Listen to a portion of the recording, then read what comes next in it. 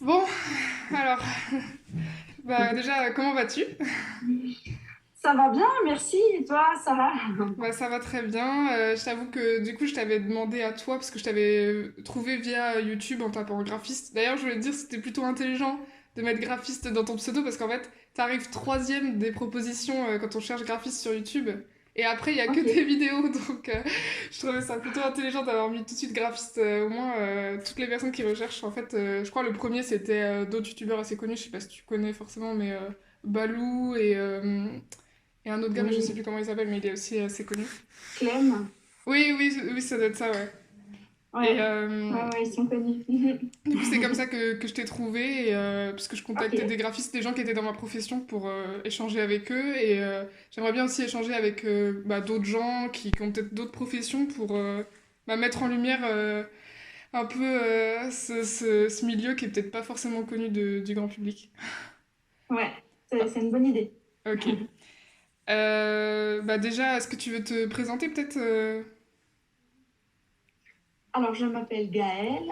Je suis graphiste depuis 20 ans, à mon compte depuis plus de 16 ans. Mhm. Et puis, comment dire, voilà, ma carrière, elle évolue parce que je commence un petit peu à avoir le statut de formatrice parce que je crée des formations en ligne maintenant dans Ok. le domaine du graphisme. Et puis, voilà, je suis passionnée par le graphisme, par l'illustration, par tout ce qui touche à l'image, la typographie et tout ça. Et puis, j'ai trois beaux garçons. Et puis, voilà, je suis une heureuse maman. Euh, voilà, je suis comblée dans la vie et voilà. Bah, ça fait plaisir à entendre en tout cas. Du coup, moi je voulais savoir un peu comment t'es devenue graphiste, comment t'es allée en fait vers ce domaine. Est-ce que t'as fait des études avant ou t'as eu des expériences qui t'ont vraiment amené dans ce domaine? Vas-y, raconte-nous un peu ton histoire. Alors déjà, depuis toute petite, j'aimais dessiner. J'ai écrit une bande dessinée quand j'étais adolescente. On l'a édité à 1000 exemplaires, on l'a vendu et tout. Et puis, en fait, ça s'est un peu proposé naturellement que j'aille faire des études dans une école d'art dans le domaine du graphisme parce que le graphisme se rapprochait le plus près en fait du dessin. Mhm. Et du coup, voilà, j'ai entamé 4 ans d'études. C'est que j'ai eu mon diplôme de graphiste. Et t'as fait tes études dans quelle école? J'ai fait mes études à l'école d'art. Donc, vu que je suis en Suisse, voilà, c'est un CFC, donc c'est un papier qui certifie qu'on peut voilà, devenir graphiste et tout. Ok. Et du coup, t'as fait 4 ans. Est-ce que t'as fait une prépa avant ou t'as directement été en première année? Comment ça s'est Alors, il y passé? avait une année de préparation. Ok, peut-être Et une puis, mana ou quelque chose comme ça? Non, c'était une prépa ou une mana? c'est différent, je crois, Ah entre d'accord, la ok. France et la Suisse. Mais en tout cas, il y avait une année où c'est qu'il y avait une sorte de préparation et en même temps, sur les 20, 30 graphistes, il y en avait 10 qui étaient sélectionnés. Donc, c'était assez sélectif. D'accord, ok. Et du coup, tu m'as dit que t'aimais le dessin, la BD, et tu vois, pourquoi t'as choisi d'être graphiste? Parce qu'en soi, t'aurais pu peut-être même continuer dans la BD, il y a d'autres métiers qui concernent plus le dessin pur, en fait. Donc je voulais savoir qu'est-ce qui t'a vraiment amené à aller dans ce milieu. Parce que déjà, c'est un métier, hein, Mhm, le fait d'être graphiste. bien sûr. Euh, il faut quand même un petit peu savoir dessiner, même s'il n'y a pas besoin maintenant hein, avec l'informatique et tout, mais ça peut aider. Après, j'ai aussi une activité d'illustratrice à côté. D'accord. C'est beaucoup plus difficile de trouver des mandats d'illustration que de graphisme.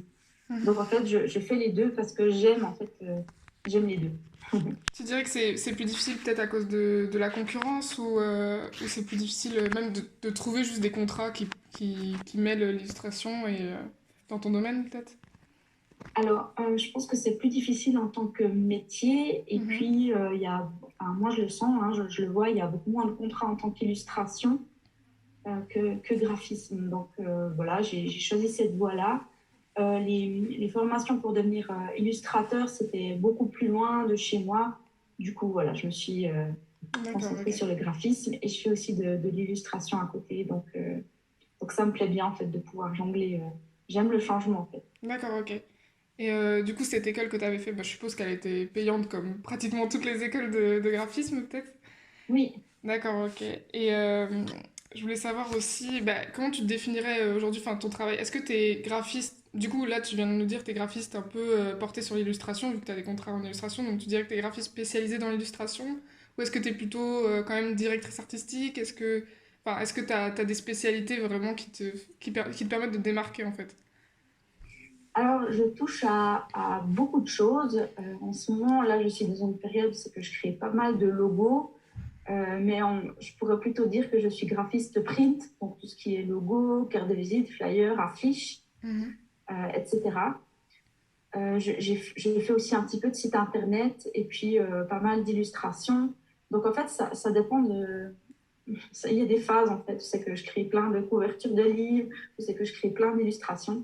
Donc je Mhm. pense que je touche pas mal à beaucoup de choses, mais je pourrais dire que je suis spécialisée dans le print en fait. D'accord, ok. Ok. Et du coup, je voulais aussi savoir, bah, qu'est-ce qui t'a amené à être freelance? Pourquoi est-ce que t'as pas... Enfin, je sais que souvent à l'école, on nous dit pas forcément de tout de suite être freelance après l'école, mais au contraire de travailler Mhm. chez l'annonceur ou en agence, et que c'est pas forcément un bon conseil d'être freelance tout de suite parce qu'on n'a pas de réseau, parce qu'on Mhm. débute et que l'expérience, faut l'acquérir. Donc en fait, qu'est-ce qui t'a amené à faire ça? Est-ce que déjà, t'as été directement en freelance après l'école ou est-ce que t'as eu des expériences avant? Enfin, comment ça s'est déroulé tout ça? Alors après l'école d'art, j'ai cherché du travail et puis j'ai travaillé dans une superbe agence de communication dans ma région Mhm. pendant 3 ans. Ah Donc oui. là, j'ai vraiment pu faire mes premiers pas, j'ai pu développer un œil critique vis-à-vis des visuels et puis vraiment acquérir une aisance, je dirais. Ok. Donc c'était vraiment une super expérience. Et puis voilà, après 3 ans, j'avais fait un petit peu le tour de l'agence. L'agence commençait à grossir, donc c'était plus la petite agence Mhm. voilà, de proximité, ça devenait vraiment la grosse agence avec des gros mandats et tout. Et du coup, je sentais que voilà, j'avais envie de plus de liberté. Je voyais aussi que je pouvais mener un projet de A à Z. Mhm. Et petit à petit, j'avais des petits travaux à côté de mon travail. Donc, D'accord. du coup, pour moi, ça s'est un petit peu présenté comme une évidence, en fait, de me mettre à mon compte, même si, voilà, à l'époque, j'avais pas mal, j'avais peur, quoi, de me lancer. On sait jamais si ça J'imagine. va réussir ou pas. Ouais, ouais. Ouais, je comprends bien. Ça, je pense que ça fait toujours peur de toute façon d'être indépendant, peu importe le domaine, hein, de toute façon. Mais Ouais, ok. Et t'avais fait aussi sûrement des stages avec ton école avant cette agence dans laquelle tu travaillais, je suppose. Donc, est-ce que oui. t'avais toujours fait des stages aussi en agence ou est-ce que t'avais déjà travaillé peut-être chez l'annonceur ou dans d'autres domaines? Alors, j'avais fait des stages avant de commencer mon école d'art, mais après avoir fini mon école, là, j'ai cherché directement du travail. D'accord, ok. Et cette agence, enfin, elle faisait un peu de tout aussi, ou est-ce enfin, elle était spécialisée dans le print, ou est-ce qu'elle avait une spécialisation, ou... Elle faisait vraiment toute la communication de A à Z, que ce soit print ou même digital, web, tout ça. Mhm. Et Et c'est marrant puis, que... Pardon, vas-y, vas-y. oui, en fait, ils avaient pas mal de clients au niveau de l'horlogerie, donc c'était vraiment Ah dans oui, le domaine de... Mhm. ok. Et c'est marrant que tu dises ça, que au bout de 3 ans, en fait, tu t'as réussi à... Enfin, tu pouvais gérer un projet de A à Z, parce que moi, personnellement, j'ai eu des expériences aussi en agence, et c'est vrai que c'est quelque chose qui me manquait énormément, en fait, d'être juste une partie du projet, de jamais voir vraiment... Déjà, peut-être même parfois, je travaillais sur des projets, je ne connaissais même pas le client, et en fait, Mhm. je voyais pas l'avancée, le bout du Ouais, projet, et c'était hyper frustrant pour moi, c'est parce que ça. je me sentais...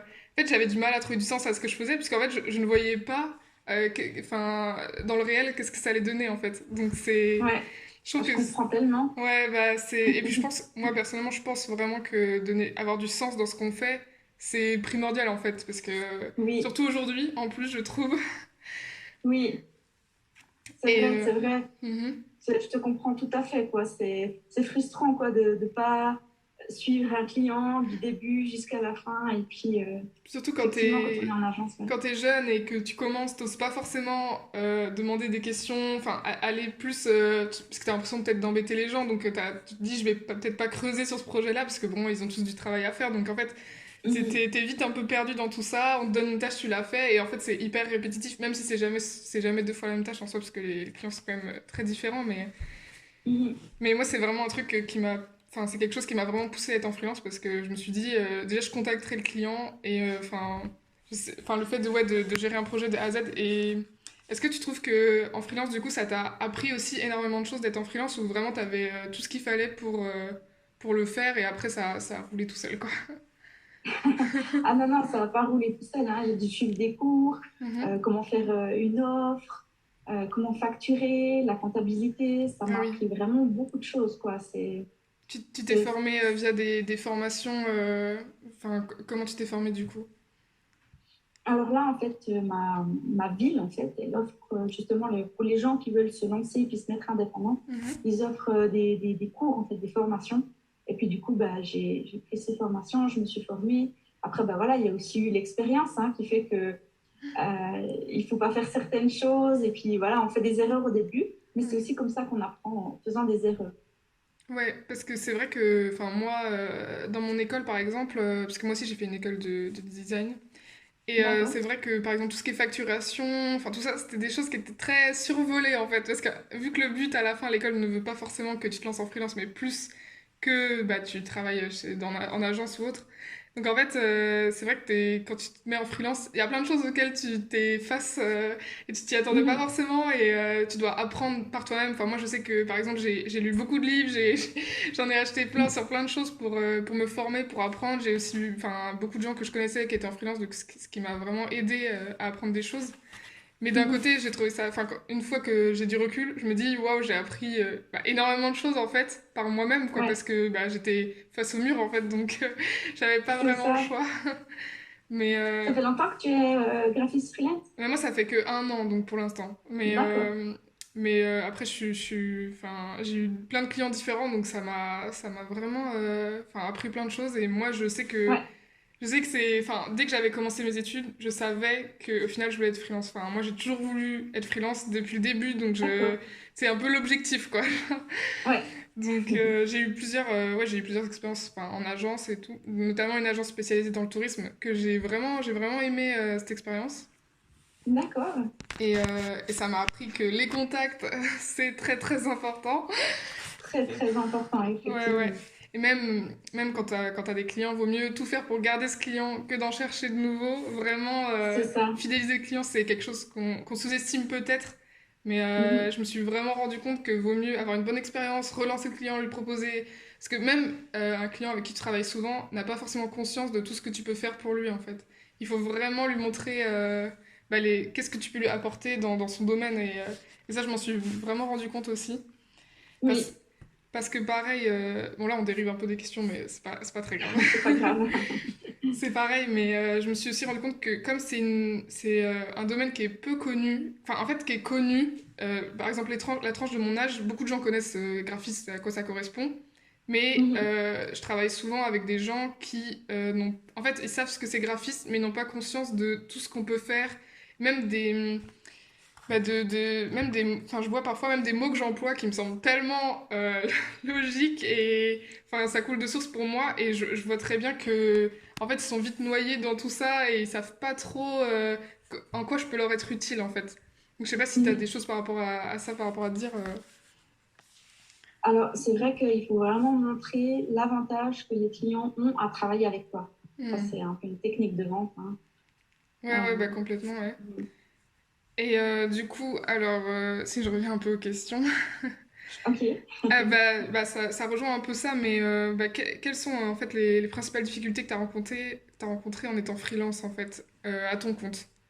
Donc vraiment des difficultés, que ce soit au début, même pendant ou encore aujourd'hui. Alors, la principale difficulté, c'est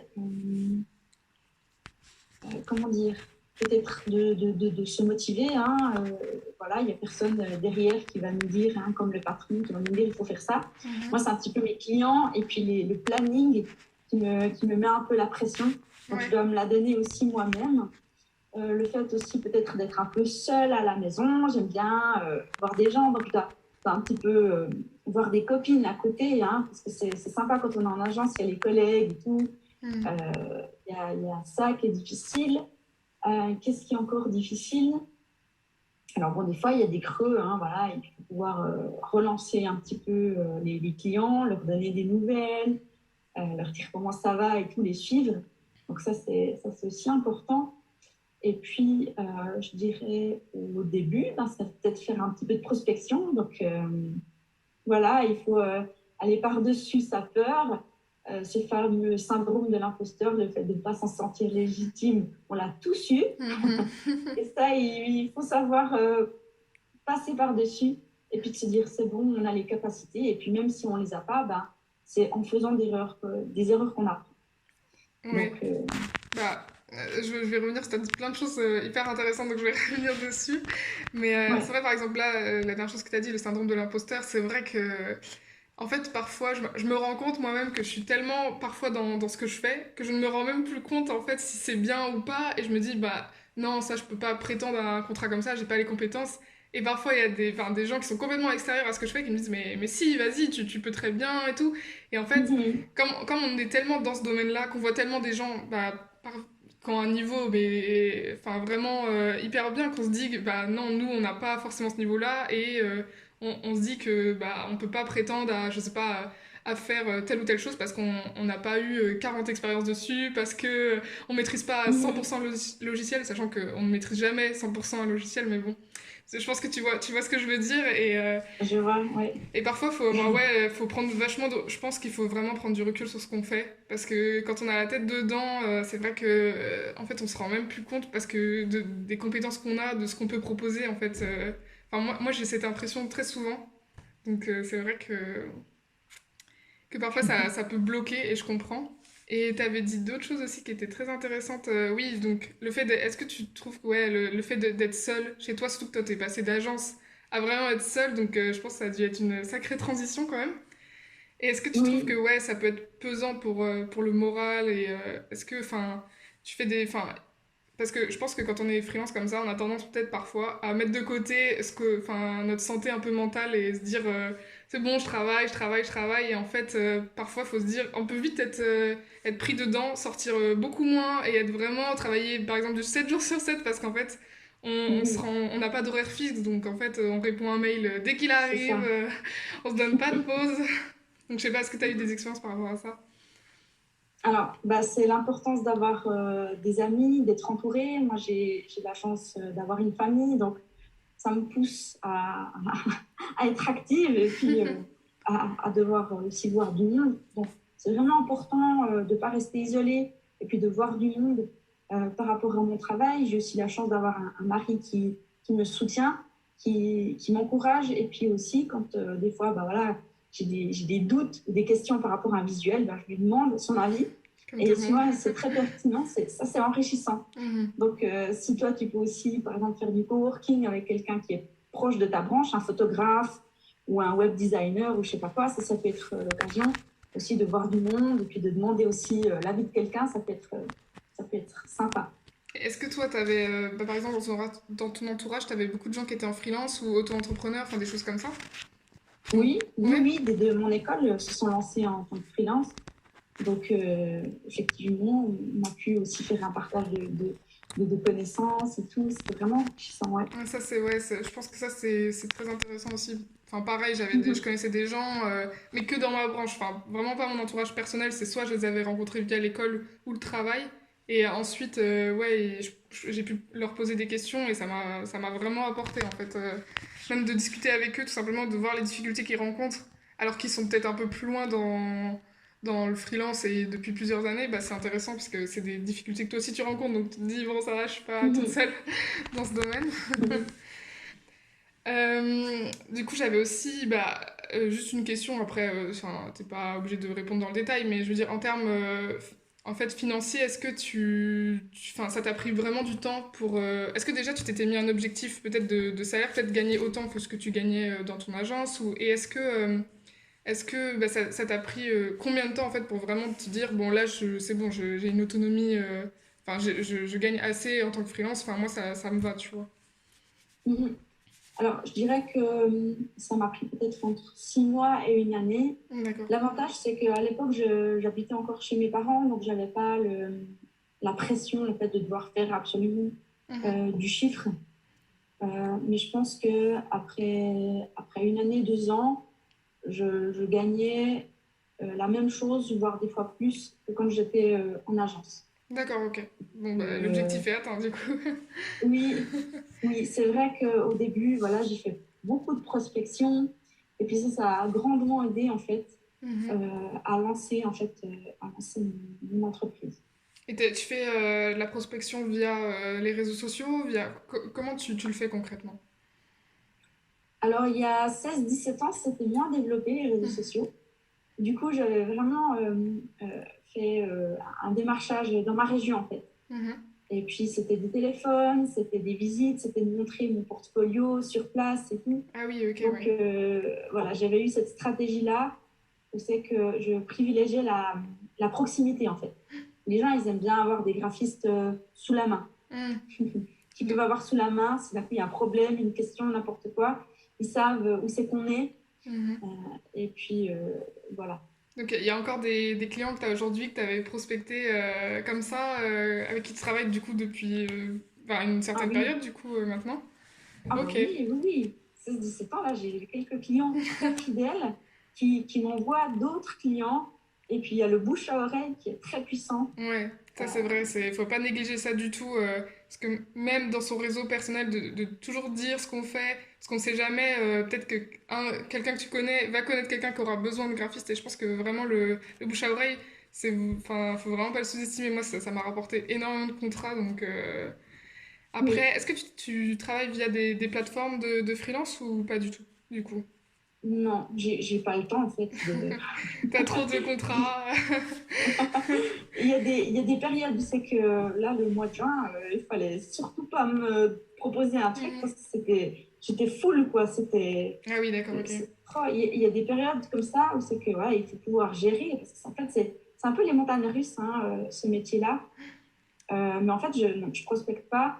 Et en fait, enfin, j'ai l'impression que je facturerai moins avec les personnes que je connais par Internet que des personnes en vrai, en fait. Ah oui? Ah J'aurais ouais, du ok. mal à faire un devis à 2 000 3 000 euros avec quelqu'un sur Internet. Tu vois ce que je veux dire? Ouais, Alors ouais, qu'en ouais. vrai, là, voilà, ça se fait régulièrement. C'est marrant, j'aurais pas forcément cru parce que enfin, quand tu connais le client, que tu travailles depuis des années, t'as peut-être aussi plus tendance à enfin, comme il y a cette donnée de confiance et tout, de peut-être, comment dire, de faire des prix entre guillemets. Je sais pas si tu vois ce que je veux dire, mais c'est vrai Mhm. que quand il y a un client que t'as depuis longtemps, enfin, faut parfois faire des gestes commerciaux en fait et inversement. Donc c'est vrai que j'aurais pas forcément Mhm. cru que t'aurais cette difficulté-là de te dire je ne connais pas le client, je n'ose pas mettre un prix juste quoi. Mhm. Après, c'est peut-être mon impression, mais en tout cas, j'ai moins de clients par Internet qu'en vrai, en fait. Ok. Parce que je sais que la prospection, bah, par exemple, là j'ai lu beaucoup qu'il fallait vraiment le faire par exemple LinkedIn, mais après moi honnêtement je le fais Mhm. pas du tout et Oui, je devrais vraiment le faire sur ce réseau-là. Parce que moi je travaille, en fait beaucoup de mes contrats j'ai trouvé via Malte, je sais pas si tu connais, mais oui, je connais. Ouais. bah ouais Malte, en fait j'ai commencé avec eux et enfin du coup là je continue et là aujourd'hui j'ai deux trois clients en fait récurrents que j'ai trouvé grâce à Malte. Donc pareil, ça m'a énormément aussi appris le fait de ne pas connaître la personne et de lui, en fait, qu'elle ait confiance en toi. Comment faire Ouais. pour que elle ait assez confiance pour payer un devis et enfin te donner son projet comme ça entre les mains. Donc c'est là aussi c'était très intéressant, mais aujourd'hui bah ça Ouais. s'est plutôt bien passé et en fait moi je trouve que Malte vraiment c'est une plateforme qui est très très bien faite. Enfin je pense que c'est vraiment la meilleure plateforme pour les freelances parce que déjà, elle est très bien faite. Enfin, c'est sécurisé autant pour le client que pour nous. Et, Ok. en fait, il faut vraiment jouer le jeu de Malte parce que, en fait, Malte, plus tu travailles avec des. En fait, plus tu fais des devis en passant par la plateforme, plus ils vont te proposer, en fait. Donc, Ok. et même si tu as des clients en dehors, si tu leur dis venez sur la plateforme, je crois qu'ils prennent que genre 5% si c'est un client à toi et D'accord. tu travailles via eux, et ben dans l'algorithme, pareil, ils vont te reproposer encore d'autres parce que tu leur fais Ok. gagner de l'argent en fait. Donc, Ok. Ah, mais c'est top. ouais, je crois que le premier contrat, ils prennent genre 22%, donc quand même assez élevé, mais une fois après, si tu retravailles avec ce client, ils prennent plus que 5% parce qu'ils considèrent que leur travail est fait, ils t'ont mis en contact et c'est bon quoi. Ouais. Donc, Ah, c'est top. Donc, si jamais si t'as une période de creux, moi je te conseille, en plus, vu que t'as quand même beaucoup d'expérience et tout, je pense que tu y arriveras très bien sur Malte. Donc, Ok, ouais, parce que c'est vrai il faut commencer. Genre, les premiers contrats ont mis du temps à arriver, mais en fait, il faut vraiment jouer le jeu de la plateforme, et après, je pense que ça peut aller tout seul, quoi. ouais, ok. Ah bah, c'est bon à savoir, merci. Mais en tout cas, bah, c'est bon pour toi. Si t'as... Après, je pense, même si tu as des clients récurrents, il faut toujours prospecter. Parce que j'avais lu enfin, j'avais écouté un podcast plutôt, qui disait, c'était un graphiste qui disait qu'en fait, quand on a beaucoup de clients, on a l'impression que ça va durer, mais on ne sait jamais.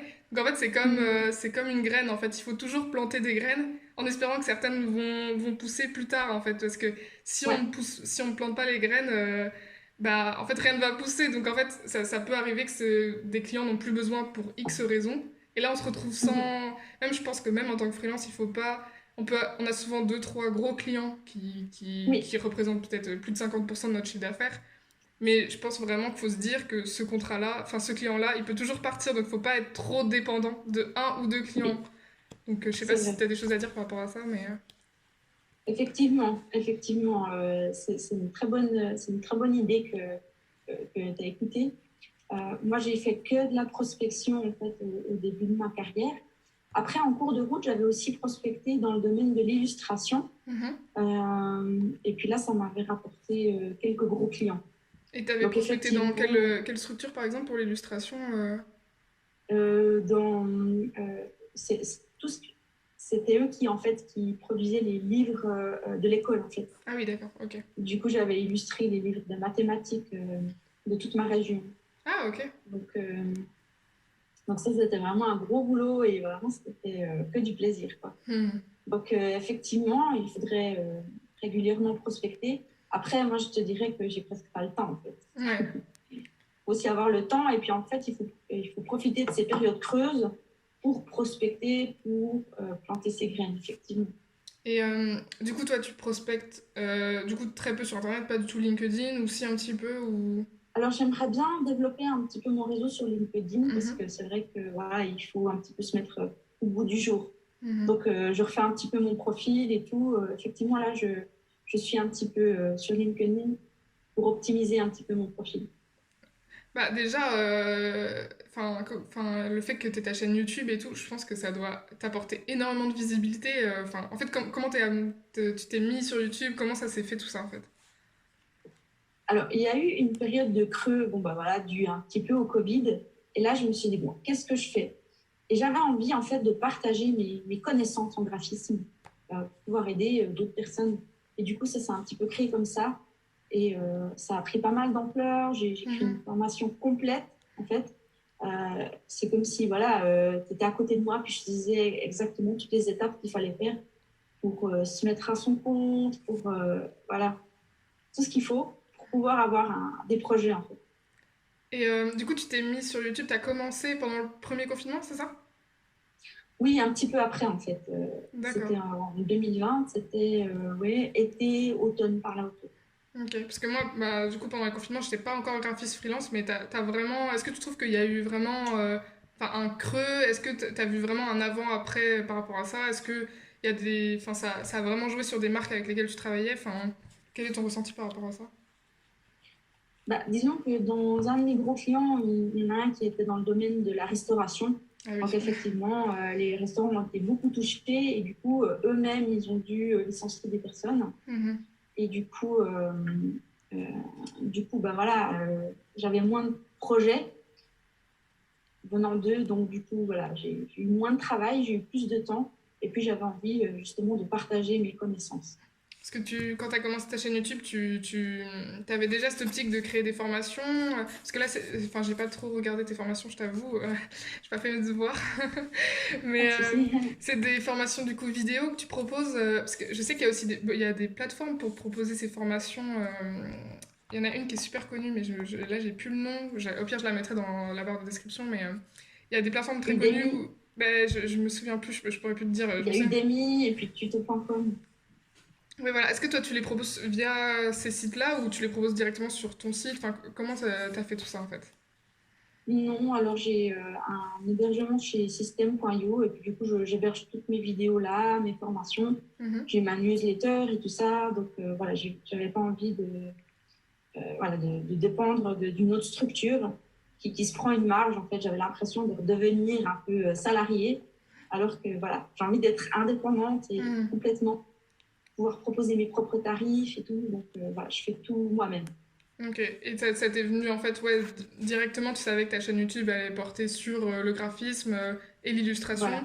Et est-ce que enfin, ça a été facile de se mettre sur YouTube, je veux dire, de se filmer soi-même, c'est toujours une difficulté au début, on n'est pas forcément à l'aise, moi la première, parce que là je débute sur YouTube, donc c'est tout un processus d'apprendre à être à l'aise face à la caméra, surtout que je trouve que en étant graphiste freelance, on est un peu habitué à être dans notre coin et qu'on nous laisse un peu tranquille. Et là, d'un coup, il faut se montrer, se mettre en scène et c'est tout de suite autre chose en fait. Et est-ce que enfin, ça t'a pas posé problème, genre le montage, tout ça, est-ce que t'avais des notions ou pas du tout? Enfin, vas-y, dis-nous.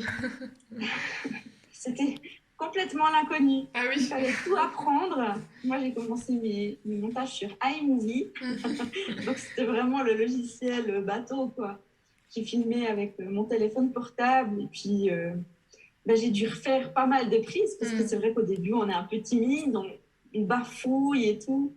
Donc, c'était complètement l'inconnu, mais je suis passée par-dessus, je me suis lancée. Et puis, pour moi, c'était une aventure, en fait. Et est-ce que, même, enfin là c'est un peu plus personnel, mais par rapport à aux gens qui t'ont vu sur YouTube, tes connaissances, ta famille, est-ce qu'il y a eu du jugement ou enfin, au contraire c'était plus des encouragements? Est-ce que même t'as attendu peut-être d'avoir un certain niveau pour dire bon je suis sur YouTube ou au contraire t'étais tout de suite à l'aise, venez voir mes vidéos, enfin je sais pas. Est-ce que tu les as, enfin t'as promu en fait ces vidéos sur tes différents réseaux? Enfin comment ça s'est passé?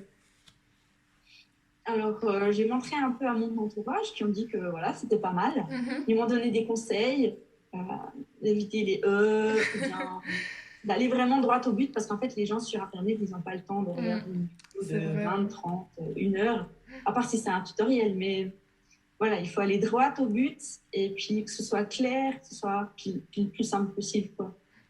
Mais c'est vrai que, bah, surtout aujourd'hui avec TikTok et tout, faut vraiment. Enfin, même moi, je le vois, même moi, quand je regarde une vidéo, bah, si au bout de quelques secondes ça traîne et tout, je vais avancer, voir si ça continue à traîner et après on passe à autre chose quoi. Et C'est ça. ouais, je sais pas si enfin, tu fais des tutos un petit peu ou tu t'es pas trop. Tu t'es dit directement que t'allais parler parce que c'est vrai qu'il y a beaucoup de gens, on se rend pas compte, qu'on commençait par des tutos parce que déjà tu te montres pas forcément à la caméra donc c'est peut-être un peu plus facile. Et je suis sûre que même il y a des tutos que j'ai fait que tu as dû faire parce qu'il y a des tutos que on a tous fait, j'ai l'impression, qui ont des millions de vues. Et du coup, ouais, est-ce que toi, enfin, t'en as fait comment ça s'est passé? Bah oui, j'ai proposé des tutoriels quoi, sur Illustrator, Photoshop, InDesign. Moi, je montre toujours ma tête parce qu'en fait, personnellement, moi, j'aime quand je vois la personne. Mhm. Du coup, moi, je montre toujours ma tête, même si, voilà, quoi, on est un peu timide. Mais disons que les gens, ils aiment bien voir en fait qu'il y a de l'humain, quoi. Ouais, bien sûr, hein. Il y a une façade avec Internet et il faut la casser parce que, voilà, on est humain avant tout. Et est-ce que ta chaîne YouTube, est-ce que ça t'a rapporté peut-être des collaborations, enfin, ou même ça t'a rapporté des clients? Et est-ce que parfois tu peux dire la mettre en avant pour, enfin, par exemple, tu as un client et tu peux lui dire que tu fais une chaîne YouTube. Est-ce que ça peut t'apporter une plus-value en fait? Alors, pour l'instant, j'ai pas vraiment eu de nouveaux projets. Disons que je me méfie, en fait, des gens qui me demandent des choses, en fait, sur Internet. Ouais, bien sûr. Pour l'instant, j'ai pas encore vraiment la confiance, en fait, parce qu'il y a pas mal d'arnaques hein, dans le Hmm, domaine du graphisme. ça c'est Donc ça, clair. il faut faire attention. Et puis après, quand j'ai des projets avec mes vrais clients, entre guillemets, je leur demande toujours, ah, est-ce que je peux mettre le processus créatif sur ma chaîne YouTube? Puis très souvent, ils me disent oui. Donc Hmm. voilà, il faut que je demande toujours, hein, pas que tout d'un coup, Ouais, bah il y ait oui, la oui. surprise. Oui, bah ça c'est normal. Après, souvent, un client va dire oui, surtout si en plus t'as quelques abonnés, ça lui rapporte de la visibilité. En soi, il a très peu de raisons de refuser, mais il faut toujours demander parce que on ne sait jamais, quoi. Et Ouais. c'est vrai que oui, il y a beaucoup d'arnaques. Et même, je trouve que, même de manière générale, quand tu dis aux gens que t'es graphiste, t'as toujours quelqu'un qui vient te voir. Ah, bah j'ai besoin d'un petit logo, tu peux me faire ça vite fait. Et en fait, c'est d'une certaine manière, sans s'en rendre compte, je pense que les gens-là sont pas forcément malveillants, mais ça dévalorise un peu ce qu'on fait, en fait. Comme si on faisait un petit gribouillis et c'était bon, quoi. C'est Et ça. ouais, est-ce que toi, t'as ressenti ça aussi parfois, que en fait, ton travail était peut-être pas forcément dévalorisé, mais pas forcément valorisé non plus? Je sais pas si tu vois ce que je veux dire. Oui, oui, oui, je vois. Il y a beaucoup de clients hein, qui essaient de baisser les prix en disant, oh, monsieur, juste un petit truc de rien du Mhm. tout, ça te prend 10 minutes, 15 minutes. Et puis en fait, bah non, il y a des années d'expérience, il y a des études, il y a des formations qui sont derrière. Donc, on dévalue peut-être un peu notre travail, mais c'est là où c'est que justement, il faut pouvoir mettre ces avantages en avant de pouvoir travailler avec nous. Mhm. Et puis aussi dans l'illustration, quoi. Voilà, t'es payé pour dessiner, pour faire plaisir. Et puis, ouais. Donc, il faut vraiment qu'on puisse valoriser notre travail. Hmm. Et est-ce que tu conseillerais à quelqu'un qui veut commencer en tant que freelance de vraiment enfin, montrer et développer ses réseaux sociaux, que ce soit Instagram ou même YouTube, tu trouves que c'est quand même quelque chose de bénéfique en fait? Ben oui, c'est toujours bénéfique hein, de montrer qu'on existe, de montrer notre travail, nos capacités. Après, moi, je privilégierais voilà, la proximité, Mhm. son entourage. Je pense que là, c'est aussi, je trouve que c'est très puissant le bouche-oreille et tout. Donc oui, aller sur Internet, voilà, tu as parlé de Malte, Mhm. il y a Fiverr, il y a 5euros.com. Je pense que pour débuter, c'est très bien. Ça peut nous amener des clients et puis par la suite monter de plus en plus en qualité et puis développer le prix. Ok.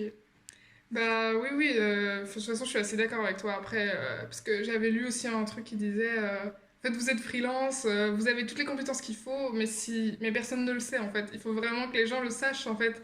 Et les réseaux sociaux, c'est un bon moyen de montrer, enfin, c'est comme un portfolio en ligne, en fait, en soi. On peut montrer tout ce C'est qu'on ça, fait et il faut vraiment pas le sous-estimer. Après, je pense que faut pas non plus tomber dans ce piège où on y passe beaucoup trop de temps et un peu une course à avoir des abonnés et tout, parce que en soi, l'important c'est plus les contrats, c'est plus les clients qu'on a déjà que enfin, je pense que ouais, il y a beaucoup de graphistes qui peuvent y passer du temps et accorder peut-être un peu trop d'importance à ça, sachant mhm, que enfin le cœur de notre métier c'est pas les réseaux sociaux, c'est la production c'est ça, créative et je pense que ouais, c'est un piège on peut beaucoup tomber dedans en fait.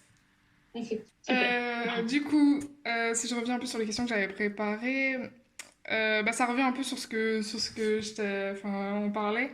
Donc c'était un peu enfin, en fait, c'est quoi les clichés auxquels tu as dû un peu faire face, que ce soit dans ton entourage ou dans le milieu professionnel par rapport au fait d'être graphiste, d'avoir un métier créatif, même je pense de manière en général. Et est-ce que tu avais des petites remarques ou anecdotes à nous faire partager? Des anecdotes par rapport à... Écoute, j'en ai pas vraiment parce que moi, mon entourage m'a toujours encouragée.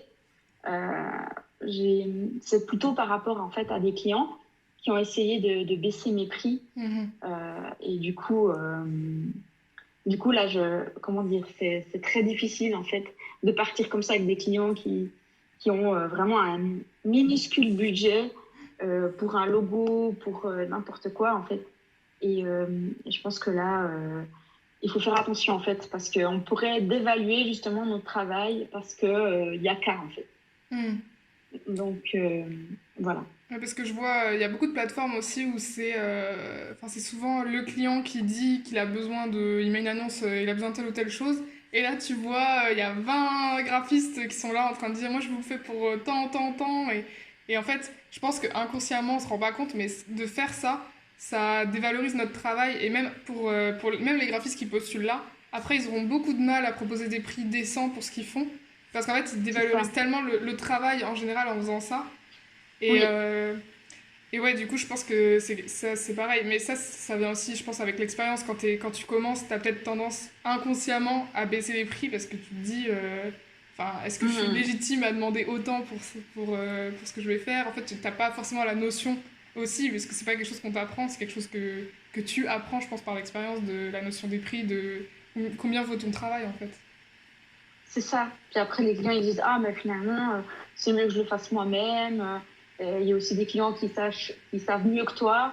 Voilà, j'aimerais du jaune, j'aimerais un trait là, j'aimerais ceci, j'aimerais cela. il faut me donner tous les documents originaux, j'en ai besoin. Enfin, tous des trucs, en fait, où c'est que les gens se rendent pas compte, en fait, que c'est véritablement un métier, quoi.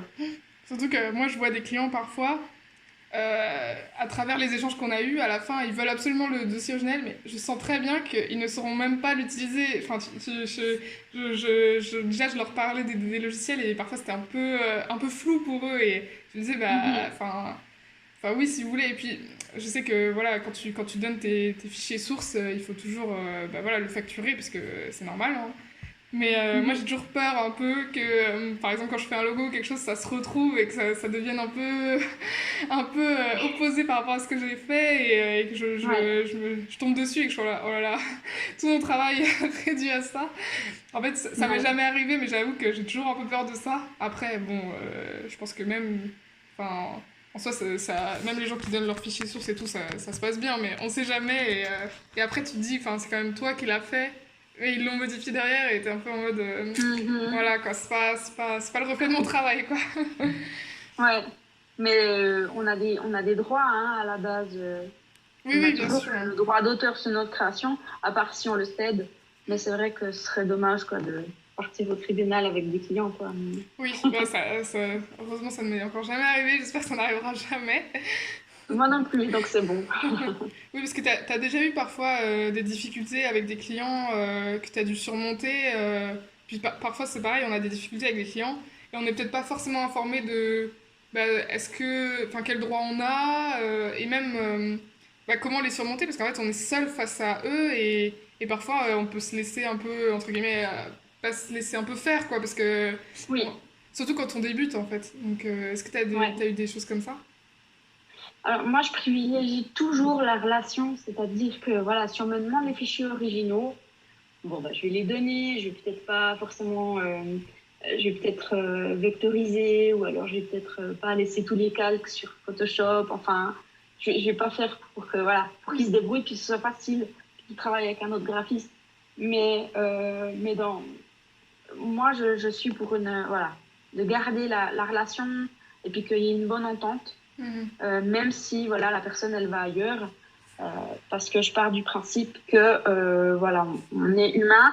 J'ai pas envie de faire valoir mes droits et puis de demander à un avocat d'aller au tribunal et tout ça.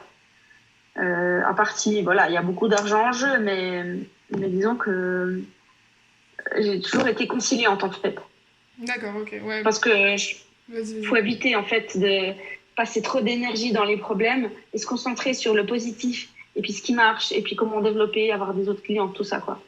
Ouais, bien sûr. Mais je suis assez d'accord avec toi, en fait. Enfin, enfin, après, il peut y avoir toujours des clients problématiques, je pense. Et je pense que Oui, souvent, tu le sens dès le début. Mais après, il faut toujours... je pense qu'il faut vraiment bien décrire enfin, qu'est-ce que le client aura à la fin, pour pas que, justement, il y ait ce genre de choses. Faut vraiment détailler enfin, son projet, qu'est-ce qu'on oui, va faire pour lui, pour éviter les malentendus, je pense. oui, dans tes conditions. Oui, oui, c'est bien de préciser que ce soit le plus clair possible au début, avant de commencer de travailler. Donc, toujours avoir un devis. Jamais donner la facture à la fin, puis oh, surprise, c'est trop cher, et puis Mhm. t'as déjà tout envoyé, quoi. Donc, Ouais, ça c'est sûr, ouais. Même quitte à avoir un devis où c'est détaillé, long et tout, vaut mieux ça, parce qu'après le client l'a signé, donc en soi il l'a lu, donc en soi ça nous protège quoi. Et oui. est-ce que tu as eu aussi affaire à peut-être. Moi, j'ai jamais eu affaire encore à des clients, entre guillemets, mauvais payeurs. J'ai jamais eu ça, même à. Je sais que enfin, j'ai des amis qui sont freelance qui doivent souvent courir après le client pour être payés. Et moi, j'ai jamais eu ça pour l'instant, mais j'espère que ça n'arrivera jamais, bien sûr. Mais je pense que ça arrivera parce que j'ai l'impression que c'est un peu inévitable il y a des clients comme ça. Et voilà. Alors, moi, personnellement, c'est rare. J'ai eu quelques mauvais payeurs en 15 saisons de freelance, donc ça peut t'arriver. Après, bah voilà, t'envoies ta facture, t'envoies le premier appel, le deuxième rappel. Mhm. Après, comment dire, avant d'envoyer tous ces rappels, d'abord tu demandes à la personne, voilà, est-ce que vous avez bien reçu ma facture et tout. Mais vraiment, moi, je mets toujours la relation en priorité. Mhm. Et puis après, j'envoie mes rappels. Mais Et c'était assez rare, personnellement. Ouais. Bah après, tant mieux. Mais je pense que, enfin, si, en plus, si t'as prospecté en ayant, enfin, en allant voir les gens, c'est sûr que la relation, elle est différente que quelqu'un, comme on disait sur Internet, que t'as jamais vu, tu sais pas d'où il sort. Alors que C'est toi, ça. en plus, t'as des clients qui sont quand même, que t'as sur la longueur, donc c'est sûr qu'il y Mhm. a une relation qui s'installe et comme on le disait, ouais, vaut mieux tout faire pour garder ses clients que de tout le temps prospecter pour en trouver des nouveaux parce que la confiance, ça met du temps à se faire. Et, Mhm. euh, et ouais, enfin, je suis assez d'accord avec toi là-dessus. Du coup, j'avais aussi, ben, j'avais une autre question. Donc, est-ce que tu travailles avec des gros clients, entre guillemets, des grosses structures, et aussi des toutes petites, donc des PME ou même des gens qui sont indépendants? Et est-ce que enfin, tu vois une grosse différence entre eux? Et est-ce que, bah, enfin, qu'est-ce que toi enfin, tu affectionnes plus particulièrement ou enfin, t'affectionnes rien du tout, tu t'aimes au contraire travailler avec plein de projets différents? Alors, j'ai jamais travaillé avec une énorme structure parce que souvent, eux, ils travaillent avec des agences. Mhm. Moi, c'est plutôt les indépendants, les PME. Mhm. Après, j'ai eu ben, voilà, des plus ou moins gros clients, mais ce que je remarque, c'est que ceux qui essayent pas de négocier tes prix, ceux ouais, qui acceptent ton offre et puis qui sont d'accord de payer, en fait, j'ai l'impression que c'est les plus, c'est ceux qui vont me donner le moins de travail et qui vont être beaucoup plus d'accord avec tes conseils, avec ce que tu fais et tout. Alors que ceux qui vont déjà négocier au départ tes prix, c'est ceux qui vont te demander le plus de corrections, c'est ceux qui vont t'embêter le plus, je dirais. Et tu vois, en fait, c'est une attitude, en fait.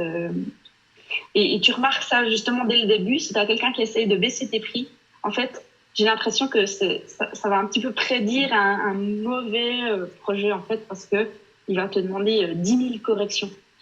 Mais Donc, je pense que ça vient aussi du fait que, il y a la notion de peut-être que le client qui est plus petit ne sait pas forcément ce qu'il veut. En fait, il n'a pas forcément l'image déjà de ce qu'il veut. En fait, il va avoir tendance à peut-être plus te faire confiance sur tes choix qui sont justifiés bien sûr, mais je veux dire, et alors que l'autre client qui est peut-être un peu plus gros, qui a plus, en fait, il a une vision très très précise de ce qu'il veut, donc en fait, ouais, il va un peu pinailler sur des détails et je pense que ça vient de là aussi parce que c'est vrai que moi quand j'ai travaillé avec des petites structures, bah, le fait que ce soit leur projet, enfin on pouvait vraiment échanger et à la fin il y avait plus souvent un résultat dont j'étais fière et eux aussi.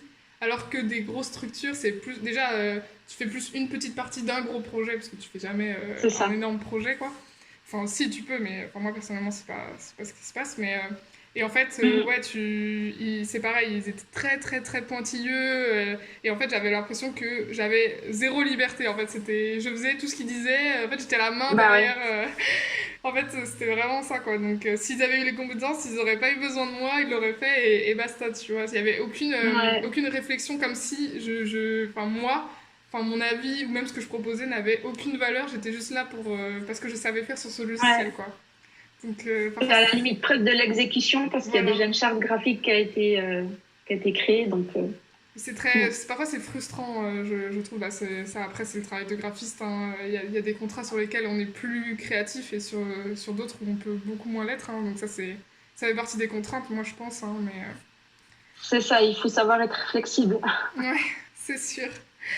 Et donc, coup, j'avais une autre question aussi. Bah, est-ce que tu avais des conseils en fait pour enfin, les personnes qui veulent se lancer en tant que graphiste enfin, quels seraient un peu tes conseils et pareil, enfin, la question d'après, ça rejoint un peu ça, mais est-ce que tu penses qu'il y a des qualités vraiment nécessaires enfin, pour faire ce métier en fait?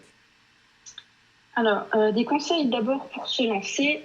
Ben, j'ai envie de dire, qui ne sait rien n'a rien. Mhm. Donc, même si vous avez peur, même si il y a ouais, il y a des peurs et des blocages, moi je dirais, mais essayez et puis vous regardez. Euh, et puis de se former sur les logiciels, hein, bien sûr, de pouvoir les maîtriser. Peut-être d'abord commencer peut-être avec son entourage, le cousin qui veut créer son entreprise, ou alors le copain qui veut créer un flyer pour la soirée. Enfin, de commencer peut-être petit et puis peut-être même des projets fictifs. Et ensuite, après, aller vers quelque chose de rentable, en fait. Donc ça, c'est les conseils que je pourrais donner pour se lancer. Il y aurait ça. Et puis, les qualités pour être graphiste, c'est d'avoir de la créativité, d'être curieux, de s'intéresser à beaucoup de choses, de voir ce qui se fait au niveau visuel, les tendances, les typographies, les icônes, tout ça, d'aller regarder sur Internet ce qui... Voilà. Et puis de pratiquer encore et toujours, même si on n'a pas de projet, de se lancer des défis. Moi, j'ai créé une vidéo, c'est que je crée un logo par jour pendant 10 jours. Et voilà, tu vas sur un site de générateur de mots-clés aléatoires, puis tac, tu crées un logo, n'importe lequel, hein, spaghetti, je sais pas quoi, tu crées une marque de pâtes et puis vas-y. Et il faut pouvoir pratiquer encore et toujours. Et puis les qualités encore, la flexibilité, hein, on a parlé d'être flexible, tant au niveau du projet qu'au niveau de l'horaire, parce que des fois, il y a des urgences. Quand j'étais en agence, ça m'est arrivé de faire des nuits blanches pour pouvoir livrer un projet voilà, le lendemain. Donc, il faut pouvoir être flexible si d'un coup, travailler en soirée ou en week-end. Et puis, quel autre Et puis, de développer le relationnel. Parce que c'est vrai que les clients, voilà, ils veulent un logo, ils veulent ceci, mais surtout, ils veulent avoir affaire à un humain. Donc, moi, j'essaie d'être sympa avec mes clients. Je leur apporte des croissants. Je les renvoie du chocolat à Noël. Et tout ça, ça fait que c'est comme si je disais, moi, je tiens à notre collaboration. Donc, tout ça, c'est des petites choses qui font toute la différence. Ok, parce que toi, t'es souvent amené à les rencontrer du coup en vrai, tes clients. Parce que moi, je t'avoue, pas du tout. Enfin, ils sont un peu aux quatre coins de la France, donc Ouais. forcément. Mais ouais, toi, vu que c'est proche de toi, j'imagine que tu vas plus dans leurs locaux peut-être parfois et tout. Bah oui, effectivement. Donc, du coup, j'essaye de développer ça parce que je leur dis, ça, c'est un avantage en fait de m'avoir sous la main et puis qu'on se voit en vrai. Donc, toi, voilà, à Noël, tu peux leur envoyer quelque chose, quoi, qui pourrait leur faire plaisir. Ouais, non, mais en vrai, Et puis, ils vont se dire, ah, mais ouais, mais Sarah, waouh, mais justement, j'avais une idée de projet à lui donner. Et puis, ah, mais c'est vraiment sympa, elle est vraiment gentille, cette graphiste. J'imagine que ça marque un peu plus le coup qu'un simple mail de bonne année. Voilà, mais surtout tes gros clients, quoi. Tu vois, ceux que tu as à cœur. Et sur toutes les qualités que tu as dit, honnêtement, je suis totalement d'accord, hein, clairement. Et je suis d'accord aussi avec toi, surtout le fait d'être curieux. Et on a tendance aussi à être curieux, mais que dans son domaine. Et moi, je pense qu'il faut vraiment être curieux d'un peu partout, quoi, parce que c'est important de voir ce qui se passe autour de soi et de ne pas rester dans sa bulle. Même si, par exemple, quand on est graphiste, même de voir ce qui se fait en termes de, je sais pas, photographie, de... Même les marques, en fait, qui lancent des nouvelles campagnes, qu'est-ce qu'elles font, les grosses marques et tout. Et je pense vraiment que ça, c'est important. Et même ce qui se passe dans le monde en général, en fait, ça influence tellement notre travail. Mais on s'en rend pas forcément compte, je trouve, au début, quand on commence. On a un peu, enfin, parfois, on peut être dans notre bulle. Et moi, je sais que j'écoute beaucoup de podcasts, je regarde beaucoup de vidéos sur plein de choses. Donc là, par exemple, hier, je regardais une vidéo sur en fait, les intelligences artificielles qui créent des visuels, par exemple. Et ça, c'était super intéressant. Donc je pense qu'on en est très loin qu'elle nous remplace, hein, bien sûr. Mais il y avait des choses très intéressantes sur comment trouver de l'inspiration grâce à ça, comment ça fonctionne. Et je pense qu'il faut rester à l'affût, en fait. Parce que c'est un métier qui évolue tout le temps. Et il faut tout le temps se former aussi. Bah oui, avec les nouvelles technologies aujourd'hui, maintenant un graphiste c'est presque aussi un community manager. Hein, il faut qu'il puisse créer des visuels pour Facebook, Instagram. Effectivement, il faut pouvoir être au courant. On nous en demande de plus en plus de toute façon en fait, mais toujours en ayant un très bon niveau dans tout en fait. Donc forcément ça pose problème à un moment. Mais ça on me disait déjà ça à l'école, hein, de toute façon. Faut savoir tout faire, mais en même temps on peut pas tout faire parfaitement quoi.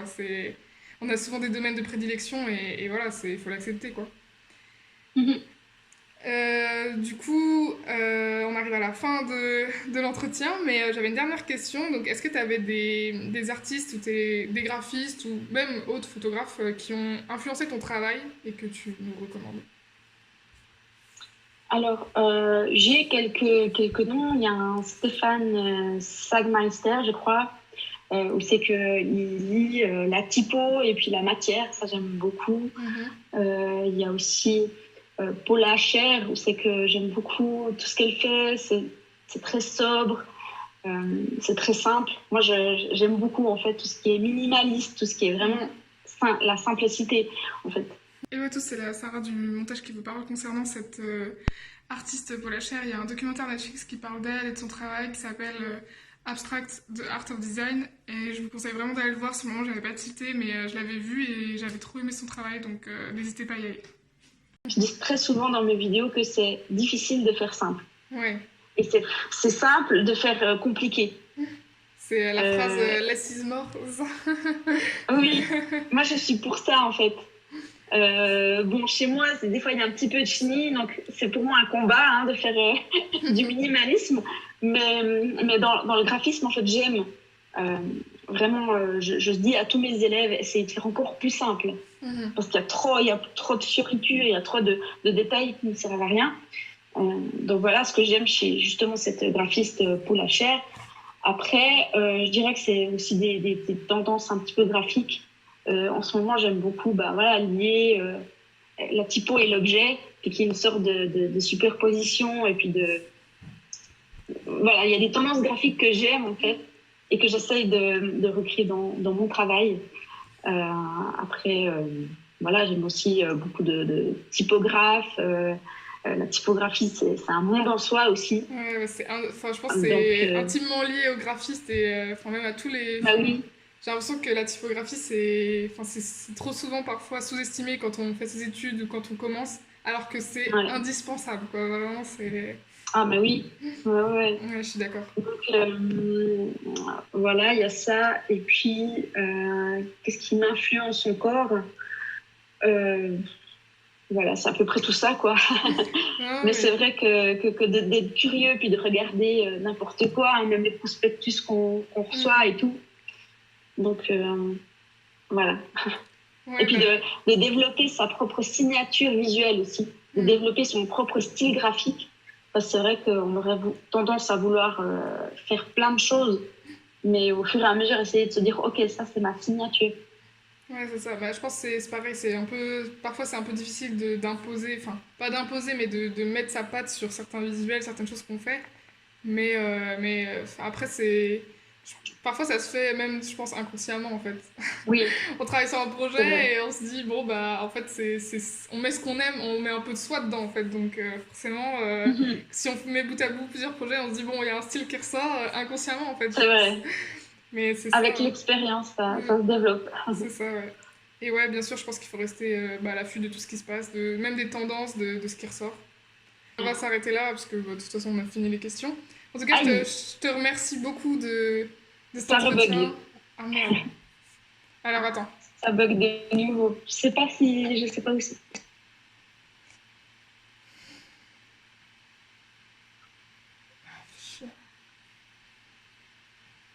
Est-ce que tu m'entends? Là, je te vois bien. Oui, Ok. c'est Bon, bon. on va vite terminer avant que ça rebug. Mais en tout cas, Oui. je voulais te remercier en tout cas parce qu'on se connaît pas du tout et d'avoir accepté mon invitation.